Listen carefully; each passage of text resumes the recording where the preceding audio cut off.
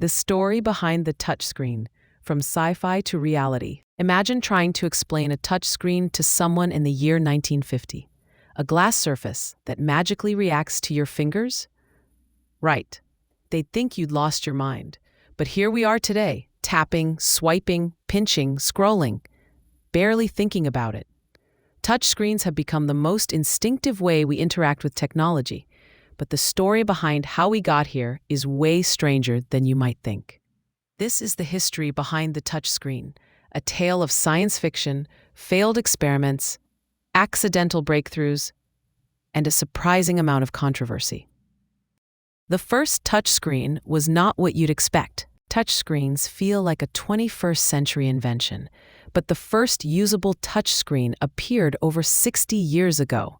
And no, Apple didn't create it, neither did Microsoft, not even IBM. The honor goes to a British engineer named E.A. Johnson, working at the Royal Radar Establishment. In 1965, he published the blueprint for the first finger-driven touchscreen. But here's the twist. It was designed for air traffic control, not for consumer devices. Air traffic controllers used massive radar screens and had to input commands quickly. Johnson realized it was faster to touch a screen than to fiddle with buttons and knobs. His design used capacitive sensing, the same technology used in your smartphone today. So yes, the modern touchscreen was initially invented for planes, not phones. The 1970s, when touchscreens got weird. By the early 1970s, touchscreens started popping up in surprising places. The first touchscreen computer, 1972. At the University of Illinois, researchers created the Plato 4 system, a massive orange glowing terminal with a touchscreen panel. Students could read lessons, play early video games, interact with educational content. It even had touch-based multiplayer games in the 70s. It's like a proto-iPad, except the screen was enormous, orange, and cost as much as a car. The first touchscreen ATMs. Around the same time, banks began experimenting with touchscreen ATMs. They weren't smooth glass like today. They were infrared touch frames using invisible light beams. If your finger broke a beam, the machine knew where you touched. These things felt like magic at the time, but they were slow, and let's be honest, they probably barely worked on rainy days. Sci-fi predicts the future. Before companies could build practical touchscreen devices, science fiction writers imagined them decades earlier. Star Trek TOS, 1960s. The Enterprise Bridge panels. Touch interfaces, not mechanical switches, not keyboards, just futuristic glass-like surfaces. 2001, A Space Odyssey, 1968.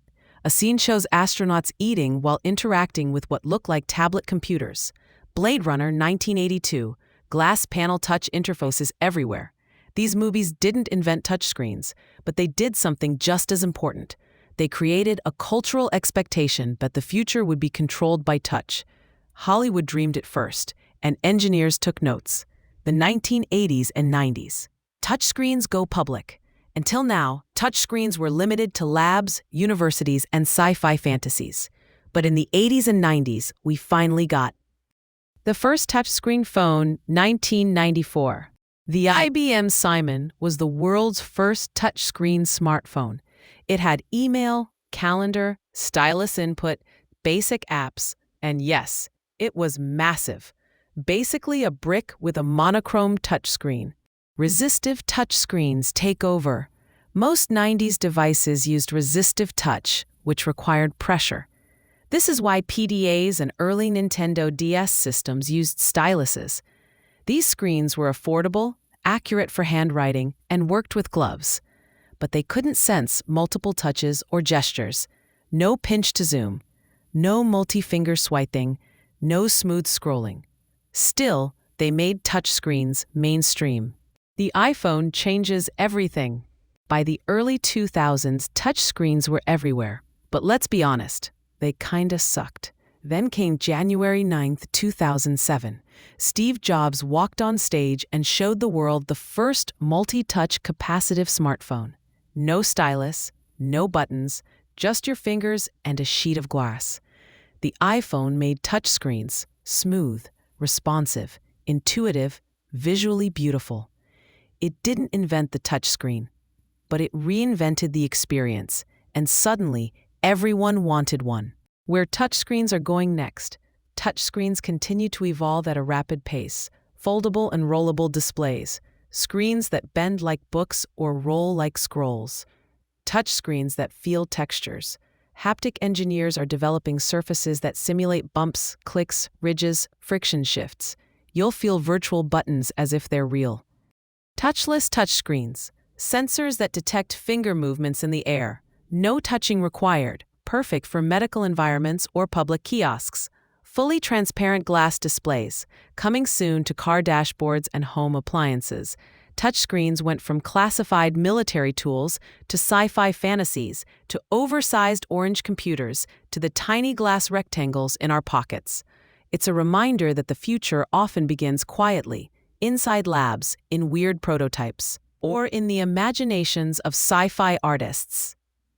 If you enjoyed this episode, hit like, subscribe, and let me know which simple invention you want me to uncover next. Thanks for watching History Behind Simple Things. See you in the next episode.